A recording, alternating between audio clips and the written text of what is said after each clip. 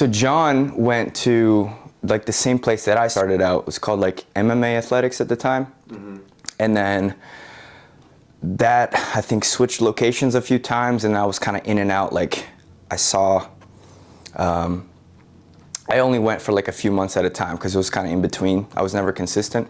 Yeah. And then that ceased to exist. And then John ended up opening up his own spot, First Class. And yeah, that's kind of how I found out. I just kind of looked online and saw that, you know, he had his thing going. I checked it out, and you know, I had remembered seeing him around from before, like when I was like a young kid, and I think he was training to fight at that time, and yeah, nice. Just kind of reconnected and been there since. Super convenient. Obviously, like you can see First Class from my window. Yeah. If you just like snipe over, the fort is like right there. Yeah.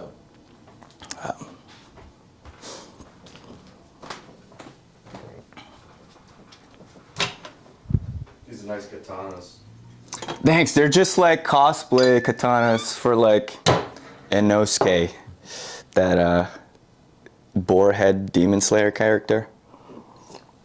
I had like a phase in my younger days where I was sort of into that stuff, but they're pretty much just decor at this point because I don't really revisit that.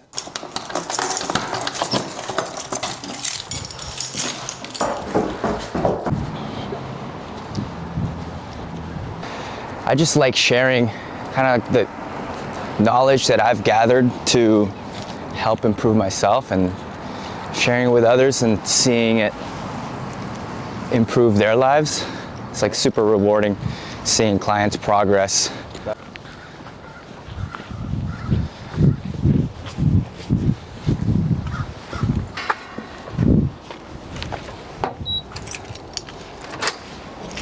So usually I would start out with some type of like dynamic warm-up.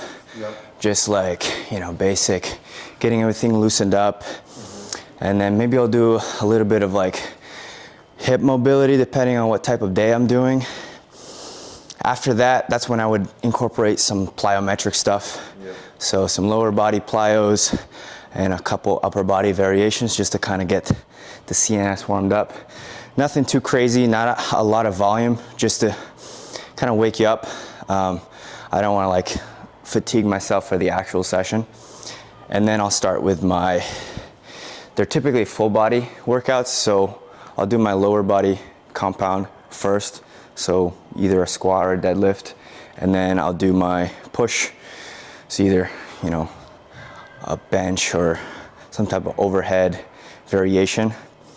And then I'll do the antagonist of that, which would be the pull. So if it's a bench day, I'm gonna do a row. If it's an overhead day, I'm gonna do pull up or something.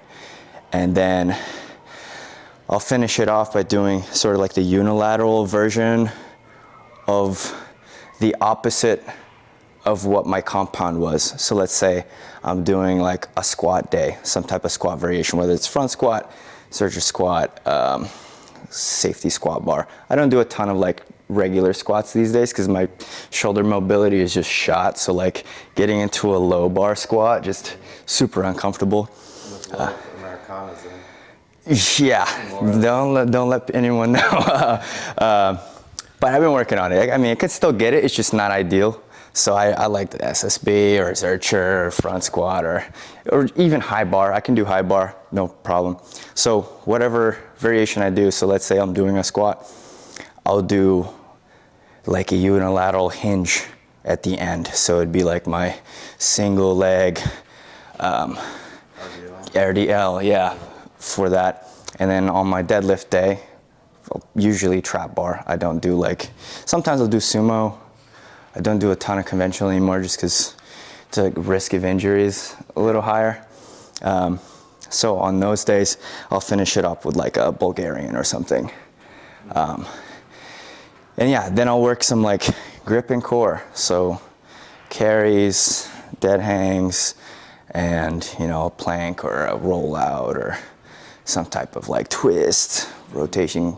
But that's kind of like the base skeleton, and obviously like the the rep scheme will change depending on what phase I'm in. So higher volume if I'm like way out season and I'm just trying to get some hypertrophy in, and then I'll get more, you lower the volume, increase the load when I'm in that kind of 8 weeks out, 8 to 4 weeks out, where I'm like focusing on strength. And then the last 4 weeks is more like you bring the load down, and then I'll maybe incorporate some contrast training where I'll work like a heavy compound, maybe a triple or double for that, and then I'll do like a loaded plyometric, and then an unloaded, and then an assisted plyometric, kind of back to back. That way I'm getting like working the full velocity curve. Yeah. So that way I'm getting that explosiveness, because that's the thing that kind of fades the quickest. Right. Where like strength adaptations you kind of maintain for like a month before you get like significant decline. The speed and power of that. Yeah. So that's why 4 weeks out I just switched to that type of thing. Yeah. So let's see. Oh, let's try that one again.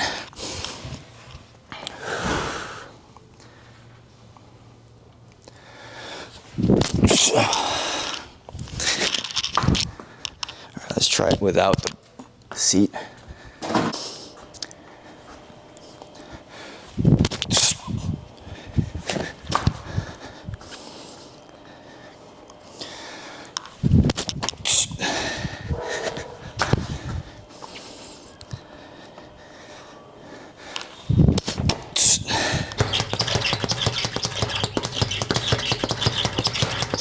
Like missing that artistic side or creative side in my life. It's all been like physical recently, but I used to be really into like drawing and stuff, and yeah,